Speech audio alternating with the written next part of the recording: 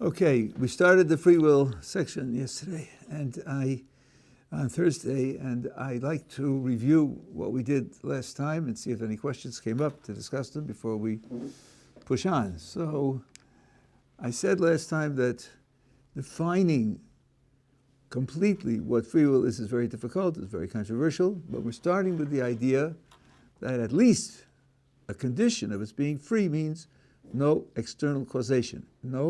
Nothing externally causes what the person does.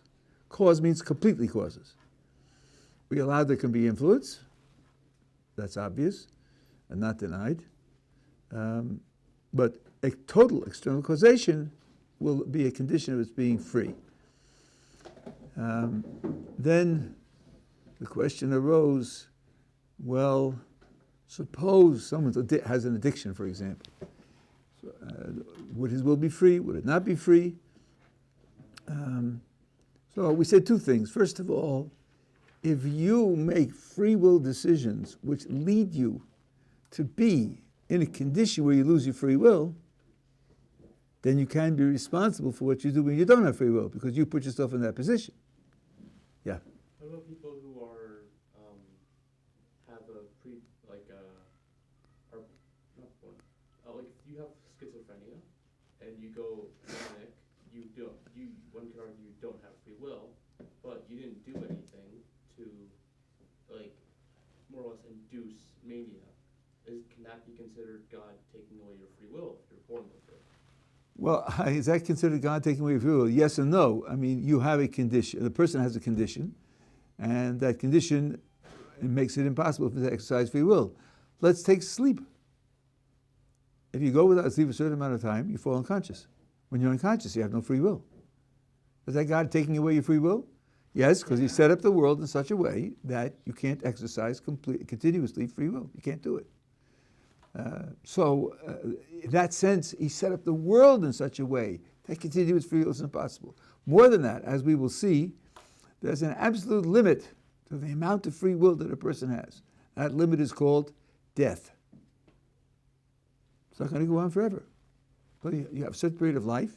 During life, you have some amounts of time when you have free will, and then it comes to an end. End!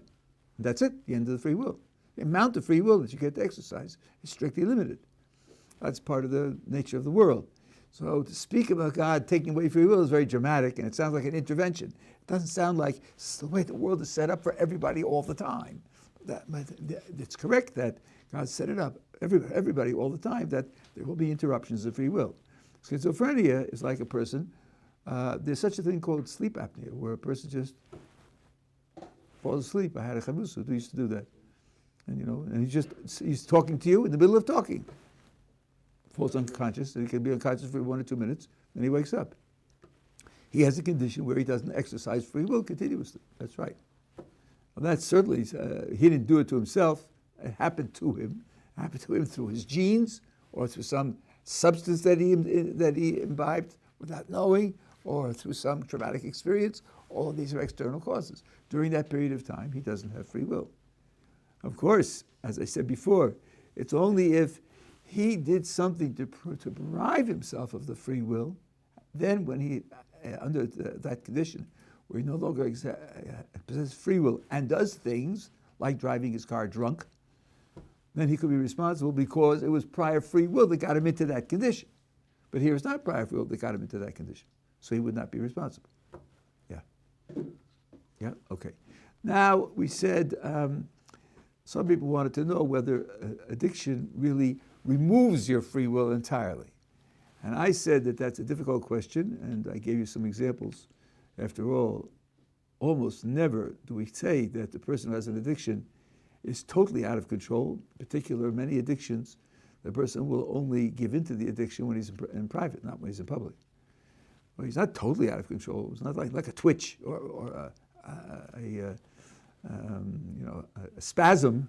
It's not like that. So talking about being out of control there is a questionable subject.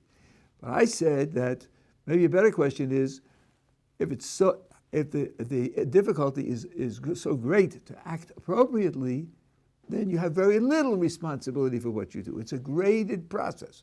the more difficult it is to do the right thing, the less responsibility you have for doing the wrong thing, and the greater reward you'll have for doing the right thing.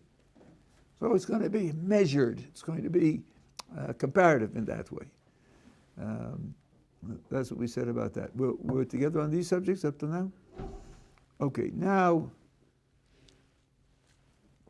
we said, why is free will important? Because if you don't exercise free will, if free will isn't part of how and why you do what you do, then you have no moral responsibility for what you do.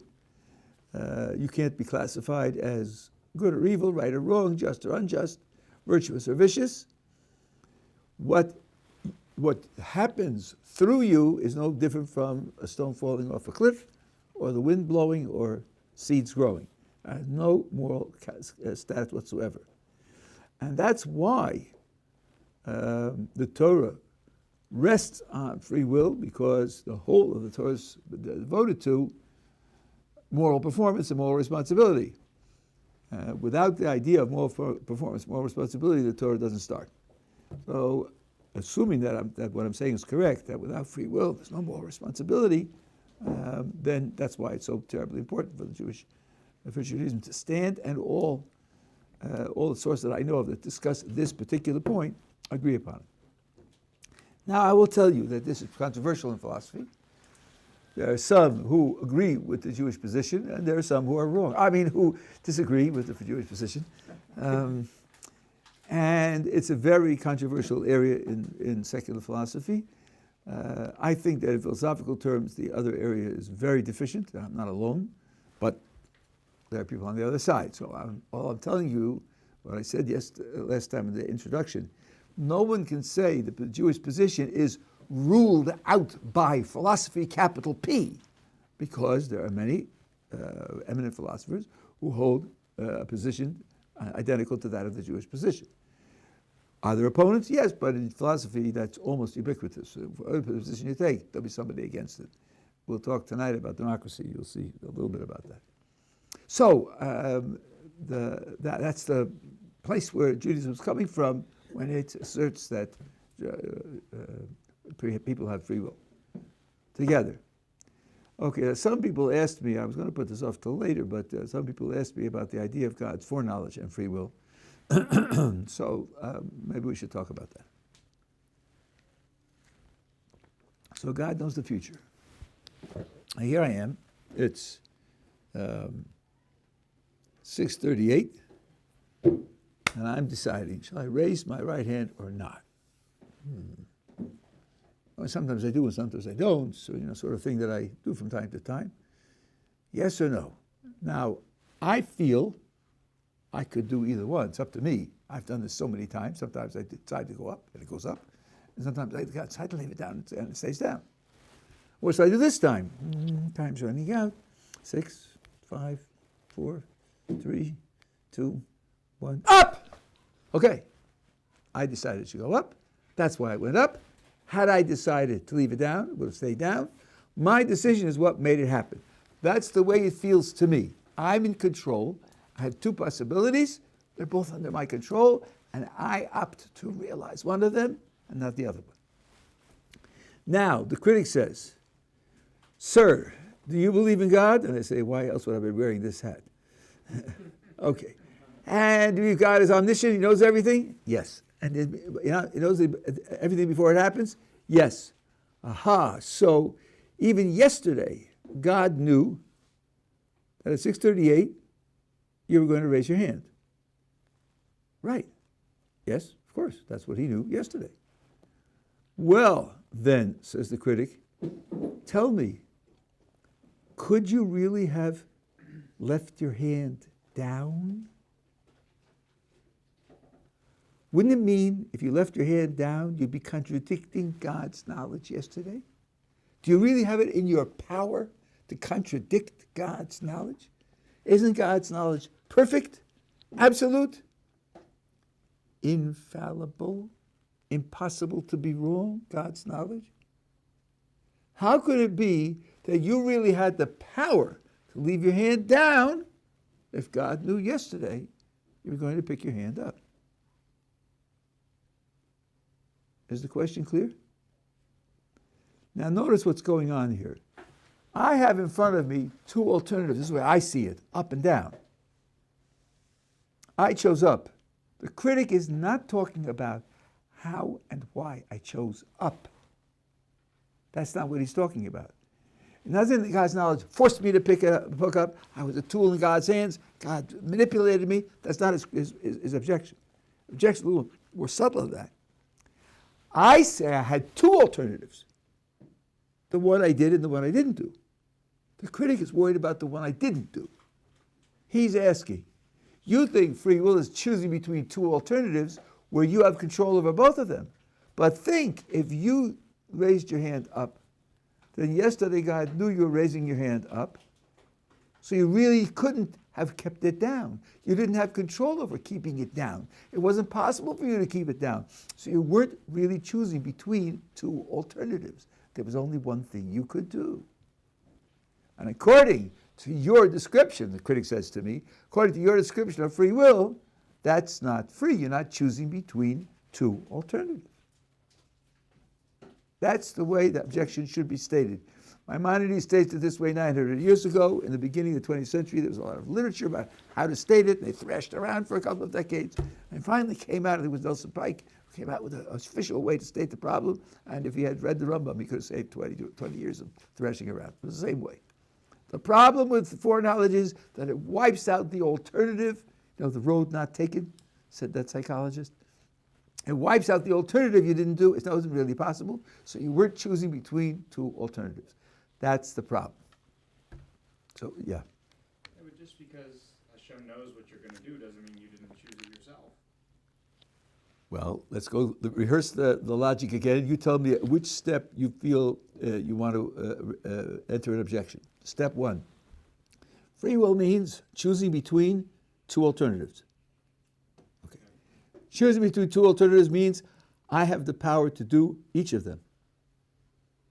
Okay. God knows which one I will choose. God's knowledge is perfect, infallible, absolute. Well, then, I didn't really have the power to choose the other alternative, because choosing the other alternative would mean contradicting God's perfect, infallible knowledge. So I don't really have two alternatives. Isn't God's knowledge based on Him knowing the choice you were going to make? Oh, that's not what you said before. Okay. That's not what you said before. Presenting a child, you're presenting your child chocolate or vanilla ice cream, and you know which one they're going to choose, but you're presenting them. It's not like that at all, and that's not what you said a moment ago. If that's what you meant, then it's not like that at all. Oh, I know. If you instead they choose chocolate or vanilla, you know what will happen in both scenarios that they choose chocolate or vanilla. Yeah, that's certainly true, but it's not enough, because then there's something which God doesn't know. He doesn't know which one they will choose, right? And if we're talking about omniscience, he has to know everything, all the facts, including which one they will choose. So you're onto something, but you're not putting it in the right context. Yeah. Well, the way, and you correct me if I'm wrong, I felt like I always understood it as we have free will until the choice is made. Once the choice is made, it's always been written. And It's always what, sorry? It's always been written. Always been written? I don't know what that means.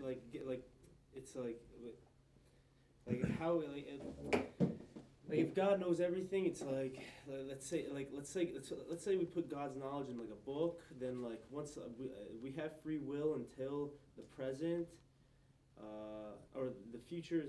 I'm mixing up my words. I'm sorry. Everything. It's the free will paradox. Free will, and if God knows everything, right, then how do we have free will? Well, we have free will until the choice is made. And once the choice is made, it's always been written. It's part of God's knowledge. So if that's in a book and it goes to the end of time, God has this book at the beginning of time. I don't know what it means to say you had free will until you made the choice, and then, after you made the choice, of course, the free will for that choice is used up. The choice is over. You're on to new things now. That's without God. Just once you do it, it's done. The time is not relative. You're always going to make the choice. That choice is always going to be a part of history, and God knows the history. Well, but then that sounds to me like your will isn't really free. Let me put it to you this way. When you complain about what somebody did, a natural response is, what should I have done? You're complaining about what I did? You think what I did was not the right thing to do? Tell me what I should have done instead. That's a fair question, right? I mean, if you're complaining about what I did, if I didn't have anything else to do, then you can't complain about what I did. So I did something and the person's complaining to me. I say, well, what else would you have had me do? And he says, I would have had you do that. Then he's saying that although you did this, you could have done that, and you should have done that, and if you would have done that, you'd have been right, and you didn't do that, and that's why I'm telling you that what you did was wrong. He's got to have the shoulda, coulda, would have over there, and it's got to be realistic, otherwise he can't accuse me of doing anything wrong. But couldn't you say that it's not the actual decision that we make, it's like the being in the situation of the choice that actually has the effect on our life, like What's the choice other than the decision that I make? Like, it's not exactly okay, like, because every time we make the wrong choice and then we like choose to make, after we make the wrong choice, we choose to grow and try to make the right choice, like 2 more right choices after that, so that for every wrong choice we're doing like twice as much right. Which means every problem that we get is a part of our growth. That's 100% correct. Every problem we get is part of our growth, and we're trying to make it correct. But how do I feel when I think I have to grow? I say, well, I did this. I shouldn't have done that. I really should have done the other thing. And next time, when I'm in the same situation, I'll try to do the other thing because it's much better, right? You tell me, hey, listen, don't beat yourself up. It's not really a problem because you couldn't have done the other thing. It was impossible. I say, oh. Okay, you were always meant to make this choice. But then if it's a choice, if it's really a choice, then there must be 2 paths in front of you, and you choose one of them. It can't be that one's really closed.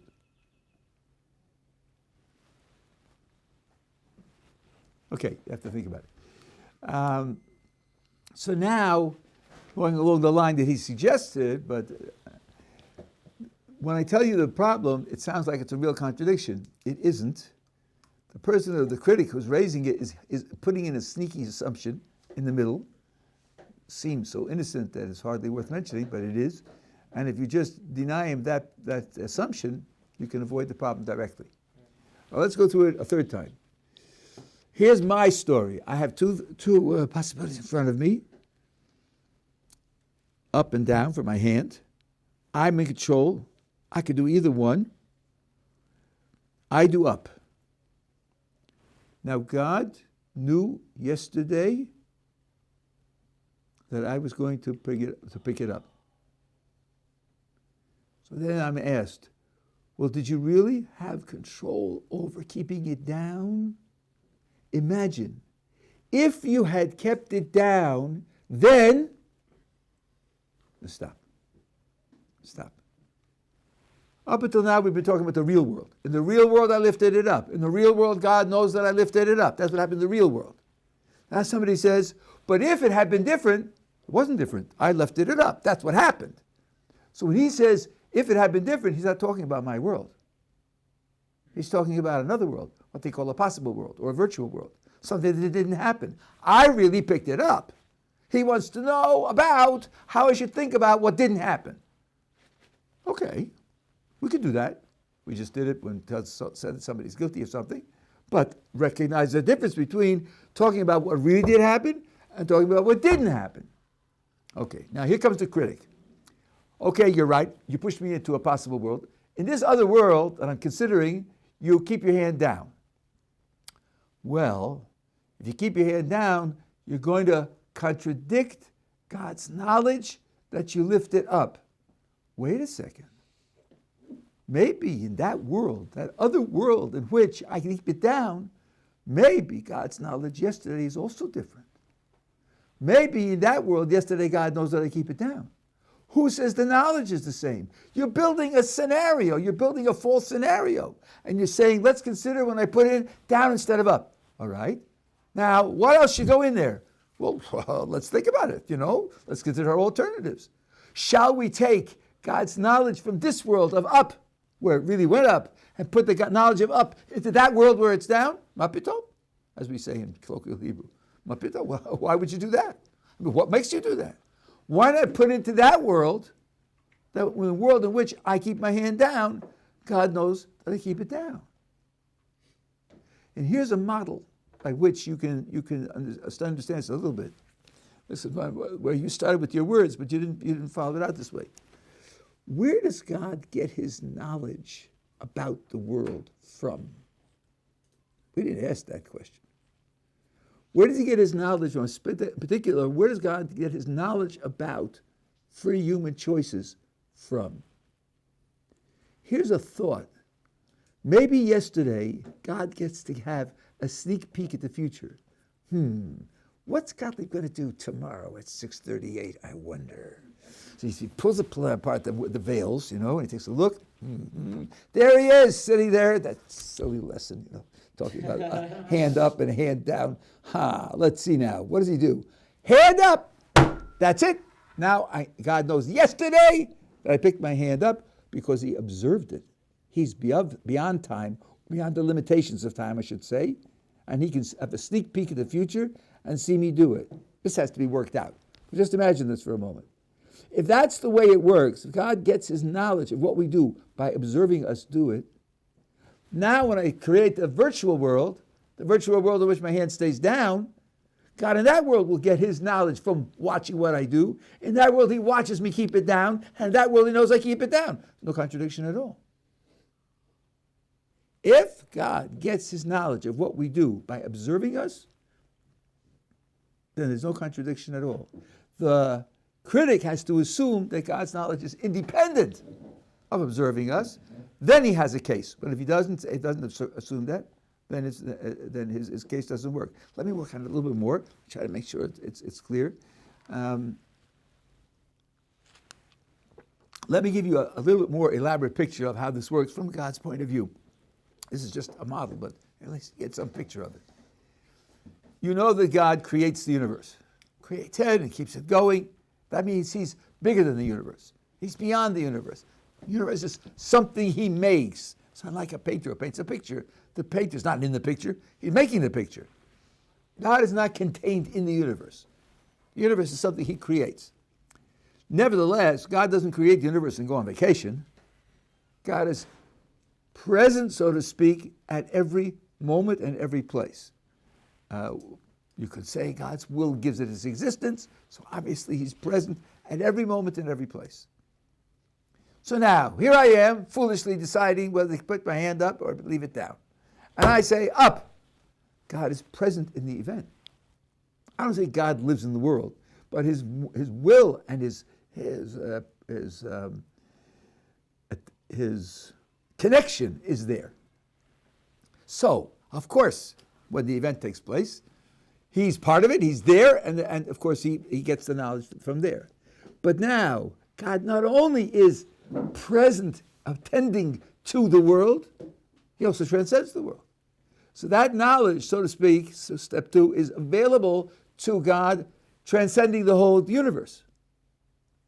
Now, once it's available to God, transcending the whole universe, since he's present everywhere, it can be made available to God yesterday also. So it's a 3-step process. I lift my hand up and God is present. The knowledge is absorbed in the act that I do. That knowledge is available, step 2, beyond the world. And step 3, since it's available beyond the world, it then spreads out to God's attention and presence at every other time, moment in time. And that's how it gets to yesterday. What I do today creates the knowledge yesterday. So his knowledge depends upon what I do. If that's the case, then the next to last step in the argument, the crucial next to last step, is not correct. If you imagine that I keep my hand down instead of what happens in the real world, where I lift it up, you imagine I keep my hand down, then when you say, the critic says, well, but if you imagine keeping your hand down, that will contradict God's knowledge that it's going up. That's because he falsely assumes that when I assume that what happens, my hand is down, God's knowledge stays the same. Well, in this picture, it doesn't stay the same, because God's knowledge is produced by what I do. In that case, if you can accept the idea that God's knowledge is produced by what we do, the problem collapses. Now, I must tell you, if you look at my old recordings on the subject, I didn't have it right at all. I used to say there are 4 different answers. I saw Tshuva of the Rivosh, and he reorganized my thinking. Being outside of time doesn't help. We'll talk about that. It's certainly not a solution. The only question is, does his knowledge depend upon what I do, or doesn't it? And if it does, then the problem collapses. And if it doesn't, then the problem is genuine, and we have to do something else, and I'll talk to you about that in a little while. Yeah. Rabbi, if I may ask, would another response to the critic be that God didn't force you to make the decision, that God is kind of that you still have the choice because God didn't force you to raise your hand? No, and this is where I said before, you have to pay very careful attention to what the problem is. I lifted my hand up. That's what I did. And there are 2, I suppose, things you could talk about here, 2 things you could think about. One is, how did I lift my hand up? How did that happen? Was God involved by lifting my hand up, particular forcing me to do it, moving my muscles, pushing me? That's one question. That's not the question that's being asked. That's not the question that's being discussed. The other question is, what about the other alternative which you didn't do, the one you overlooked, you discarded, keeping your hand down? You didn't do that. Now the question is, was that really an open possibility for you? Did you have power over that? Was that something that you could have done? That's where the problem is that this critic is talking about. This critic says that's impossible because it would contradict God's knowledge that it's going up. If that were correct, then I wouldn't be choosing between 2 alternatives. If you think choosing between 2 alternatives is the way you exercise free will, we'd be out of luck. So it's not that he forced me to pick my hand up, it's that there wasn't anything else I could do. That's the problem that's being pushed on us from the point of view of God's knowledge. Yeah. If I may add like a layer of like complexity, so if you were to say that because the Holocaust happened, it was always meant to happen. It would have obviously had like an infinite amount of like effects on the world. Let's say the most important effect was the creation of Israel. Did Hitler have a choice in his own becoming of Hitler, or if he was always meant to start the Holocaust to have this effect on the world? Well, you see, you're asking a question starting with a premise that we don't accept. For us, this would be shadowboxing, right? We believe in free will. We didn't believe it had to happen. Indeed, let's take it all the way back. Adam and Chava in the Garden of Eden, they were given a challenge. If they had succeeded in passing the challenge, none of the rest of history would have happened. None of it. All 6,000 years wouldn't have happened. Certainly no Holocaust. But these things don't have to happen. They depend upon human free will. That's our position. It's a very, very important position. Once you put that in, a question like yours becomes a matter of dealing with somebody else's point of view. Okay, so now, yeah. So since if we're going with the Adam and Eve example, because Hashem knows that He knows all of time, and He's inside and outside of time, and He sees that there is a future. Obviously, if we were in that position, we could say, okay, well, clearly they failed in the task because there's more afterwards. Although, or you again, we're starting with God's foreknowledge and absolute omniscience, so He knows the whole thing. Doesn't mean because of this He knows that. Right. He just knows it all. Which just seems like the result, because there is a future beyond the Garden of Eden, means that they would have had to have failed before they... Could you have figured it out from that? Yeah, you could have, but so what? God doesn't have to figure it out. You're talking about God's knowledge. He doesn't have to figure it out. I don't know where the point's going to connect to something that we're dealing with. Right? Yeah, an observer who knows the rules could say, if the life of the outside of the Garden of Eden, then there must have been a failure. But if you're talking about God's knowledge, He's not going to figure it out that way. He's going to know it directly. So I don't see any... So by giving them the task, knowing that they won't accomplish it. Well, yes, but of course, the knowledge that they won't accomplish it, he gets, according to this picture, from their choice to not accomplish it. That's where the knowledge comes from. So it wasn't so the choice wasn't inevitable. That's right, exactly right. The choice was not inevitable. They could have gone either way. They could have gone. Nothing prevented them from going either way. The choice wasn't inevitable, but God knew which way they were going to choose. Right. You know, it's okay. Let's leave it at that for the moment. Now, let me show you that what people do say, and I used to say it myself, the whole problem is because you put God yesterday. You see, that puts God in time. You see, yesterday he knew, and he knew before yesterday, he knew what was going to happen today. That's how you create the problem. But if we push God out of time, God isn't in time at all. God doesn't have any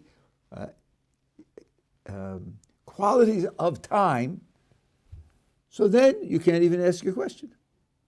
So we do have a principle, many have the principle that God is outside of time. Though he does things that happen in time, but he's not in time, the things that he does happen in time.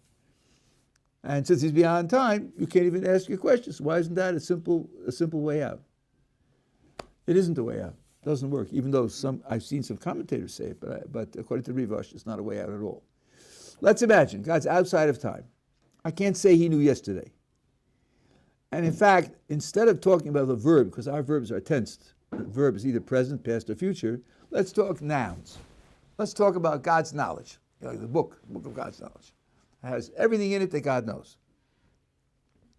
Now here I am, up or down with my hand. What's in the book? What's written in the book? Not yesterday, but what's written in the book? Well, if what's written in the book is up, and that's God's knowledge, and God's knowledge is infallible, then there isn't a possibility of me keeping it down, because it would contradict God's knowledge. Not yesterday, in the book, outside of time. But it would still contradict God's knowledge. It still becomes impossible. Unless what's written in the book depends upon what I do. And if what's written in the book depends upon what I do, then it will be okay. Because then, if I chose the other way, the book would be different. The question is whether the book is sensitive to what I do or not.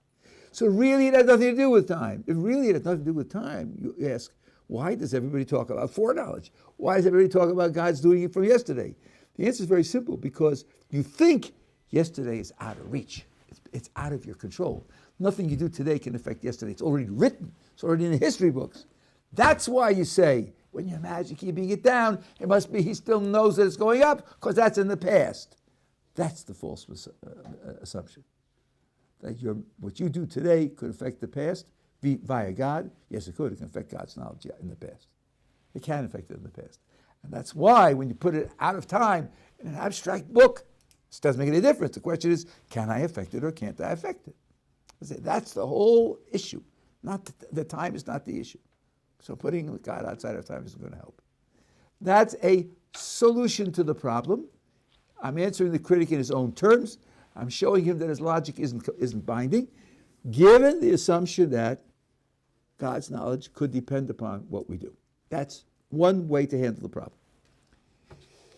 And this is common. I think the Rasag goes this way, and the academically goes this way, and the Rivash goes this way. There are several commentators who take this way to deal with the problem. Yeah. So like a conclusion to like the argument can be that God's knowledge of everything that happens has no effect on the free will of us like choosing what happens. No effect. It doesn't have this effect. It doesn't have the effect of depriving us of the other alternative. I wouldn't say no effect. That's all we need for this problem. Now, there are those, like the Maimonides, who will not accept this. Maimonides has a very, how shall I say, pure conception of God. And in the guide, he says at least 5 times that God is not affected by anything. Nothing has an effect on God. A couple of times he accompanies that with the idea that if something external had an effect on God, then God would change. God can't change. But a couple of times he says it without that. Simply, it's inappropriate to say this and this caused God to have something that otherwise wouldn't have been. He's not receptive of causation. He delivers causation, but he doesn't receive causation. So if that's the case, this way out isn't going to work. Now he writes about this in the Mishnah Torah and other places, and people say various things, but I want you to know that in part 3, chapter 17 of the guide, where he's talking about divine providence, and he's talking about, among other things, 2 Arabic schools of philosophy. And one of them, he says, by the way, they believe that God's knowledge is perfect, and that we have free will, And a little thought will reveal to you that that's a contradiction. End of story. So anybody who thinks that the Rambam is giving us a solution to the problem, I think is making a mistake. He says explicitly it doesn't see any way out. It's one of his objections to that Arabic school of philosophy. Anybody who thinks about it for a little while will figure out that's a contradiction. So what does the Rambam do? The Rambam does something much more radical. The Rambam starts by saying that we can't really say that God knows anything. Can't say that he knows anything. Because God is utterly different from us. And the concept of knowledge, I'm putting this in my terms now, the concept of knowledge is a human concept. We understand it, we use it, we describe ourselves and other people, we criticize ourselves and other people. We do know, we really don't know, we have good reasons, we don't have good reasons. It's a human concept which applies to human beings. That concept doesn't apply to God. Indeed, Maimonides says that God's knowledge would be identical with his essence, and we can't say anything about his essence. We can't talk about God. He's beyond all description, all conception, all understanding. So, since the problem is supposed to be a contradiction between free will and God's knowledge, if you give up God's knowledge, there's no contradiction. There's nothing to contradict with. Free will stands unopposed. But someone's going to object. What do you mean you can't talk about God's knowledge? What do you mean you can't talk about God? If you can't say that he knows, does that mean that he's ignorant? He's missing some things? Surely we can't accept that. Oh, you can figure out the answer to that. Ignorant is another description. You can't say that God knows, and you can't say that he doesn't know. You can't say he's ignorant. Can't talk at all. They do something very un-Jewish. Just keep quiet. Don't say anything. You won't say he knows, you won't say he doesn't know, you won't say he's ignorant. Just don't talk about God at all. Wow. That seems quite radical. What about the hundreds of descriptions of God? In 1,000 pages of Tanakh, in the Talmud, in the Midrash, there are hundreds and hundreds of descriptions of God. So in part 1, chapter 54 of the guide, Maimonides says, we don't talk about what God is, we talk about what God does. We can talk about what he does, but not what he is. Things are happening. Somehow, there's something behind them. They don't happen on their own. They're not spontaneous. And these are the qualities of the things that happen. But we don't talk about what God is at all. Now that would mean that whenever you see a description of what God is, it looks like it says God is X, in your mind you have to translate it into a description of what he does. Sometimes that's easy to do, sometimes it's harder to do. God is just. Well, that means in the end, everybody gets what he deserves. Everybody gets what he earned, fairly. God is merciful. Well, that means when justice requires a very strict response, God doesn't always make it immediately. God gives another chance. God gives extra inspiration and help. Sometimes if it's too severe, then God will simply put it aside because mercy tempers justice. So those things don't always happen.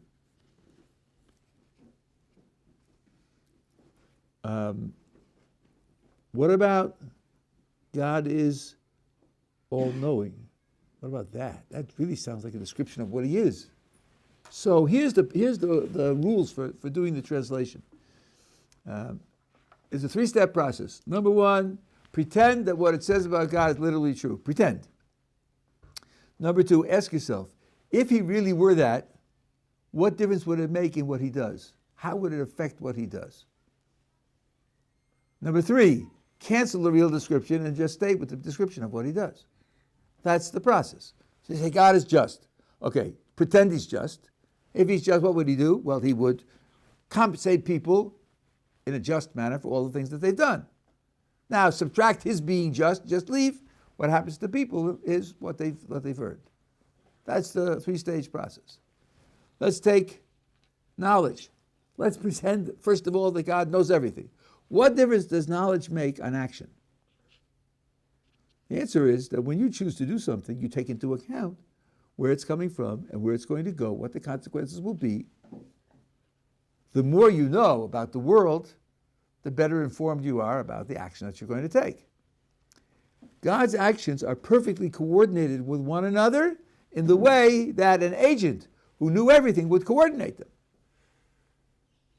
So now subtract his knowledge and simply say his actions are perfectly coordinated. And don't say anything about his knowledge. I'll put in one little more twist. In Maimonides and others, it says, he knows, but he doesn't know by knowledge. So my oldest son explained that to me in the following way.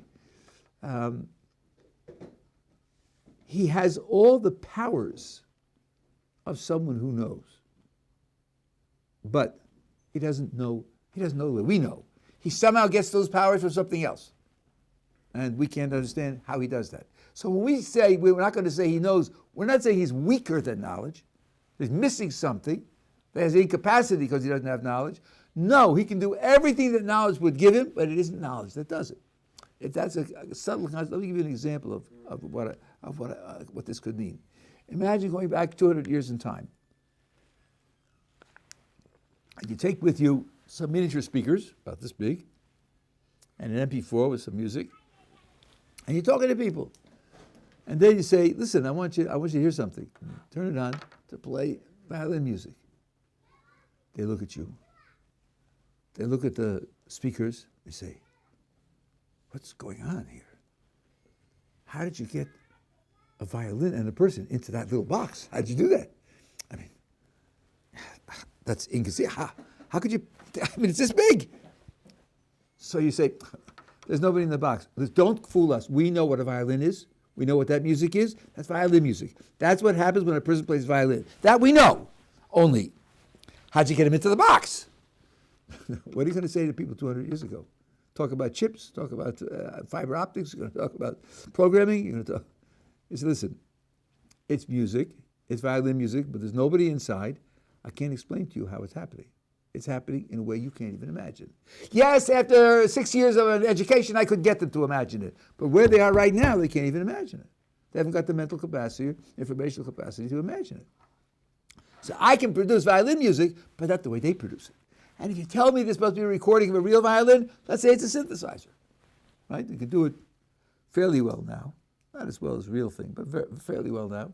Where you just you create the music synthetically by analyzing it physically and reproducing the quality of the sound waves, which you can do electronically. So the violin was never there. It's just violin sounding music made in a way that they can't even conceive. So I've got the music, but not the way they get music, a different way.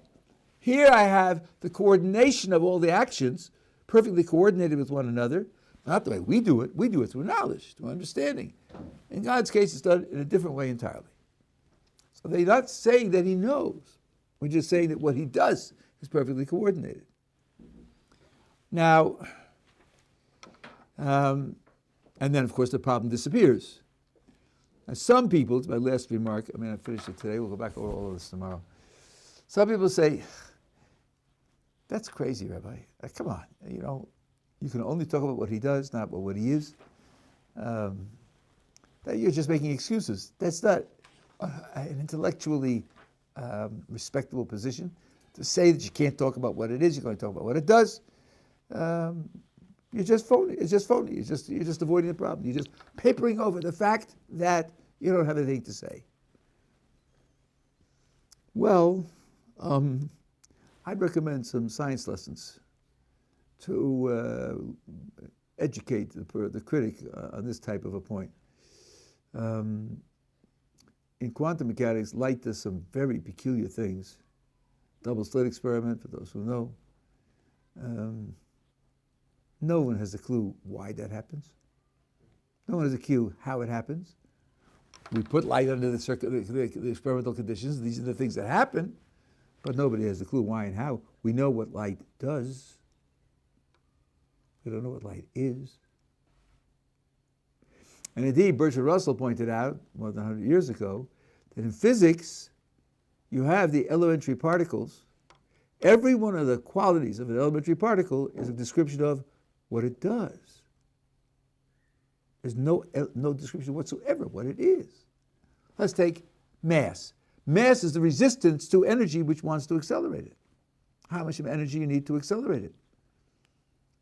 Charge. Well, it means things with the same charge will repel one another. That's what they'll do. When you push them together, it gets harder and harder to push them together. The opposite charge attract one another. That's what they do. When you put them together, then they attract one another. Everything, spin. It means when you have a collision, something comes off, that's not straight back, bounces off to the side. Every one of the particle qualities of a elementary particle is what it does under certain conditions. That's all we know. Are they pulling a fast one, the physicists? Really intellectually indefensible? They're not really talking about anything? They're just pulling the wool over your eyes? Probably not, eh? Probably there's such a thing as knowing what something does without knowing what it is. And what about things with unexplained effects? The aurora borealis, which until the 20th century, nobody had a clue what did it. But something's creating those lights in the sky. So whatever it is, here's what it's doing. Let's try to figure out what it is. Isn't science in that situation lots of the time? So no one can say the fact that we take the position vis-a-vis God, that we can talk about what he does, not what he is, that's an intellectually indefensible position. The only thing left to say for the critic is to say, but you say it's impossible. We don't say it's impossible. We say that right now that's all we can do, but we're always looking forward to the future where we will know what it is? That's very optimistic. You certain that you will know? You're certain that you will solve this problem? Certain? Well, where we could solve it. You say we can't solve your problem, and we say we could solve our problem. Yeah, so what? Furthermore, you don't know that you could solve it either, because there may be conditions that make it impossible for you to solve it. Suppose the solution would require 2 trillion memory gates to state. You have a paltry 86 billion neurons in your brain. How's that going to give you 2 trillion memory gates? It's too bad. You don't have enough power to crunch the information to understand the solution. So you can't solve it. You can't solve it. It might be impossible for you. So I don't see any reason to criticize the Jewish position that God is something which we can talk about what he does, but not about what he is. There's no intellectual failure there. So we have 2 ways of dealing with the problem. One is to solve it if we can assume that God's knowledge depends upon what we do, and a way to dissolve it if we don't say that, like the Rabbi says, that we don't describe God at all. And by the way, the idea that we don't describe God at all is both in the philosophical literature and the Kabbalistic literature. They both agree on that, 100%. So it's not a question of schools of thought and a schism in the foundations and so forth and so on, New York Times style. It's a consistent position that's in the basic foundational works of the entire Jewish tradition. That's how to handle the problem of foreknowledge and free will. So, could you repeat the solve it and dissolve it? The dissolving? Both the solve and the dissolve. Well, let's put it. I'll repeat them both tomorrow, and then we'll start over again and see whether problems have arisen. 23 hours is a big aid. I know that when I'm learning with my chavrusos, come across a problem. We had this just recently, last week, a passage that we just broke our heads over, couldn't figure out. 23 hours later, when we got together the next day, in 5 minutes it was done. Your mind works on things when you're not thinking. They did a study. They taught people information in the morning and tested them in the evening. Other people that taught information in the evening and tested them in the morning. The ones in the evening did better. They were sleeping in between, but their minds weren't occupied with something else. And even without thinking about it, things gelled in their minds. Okay.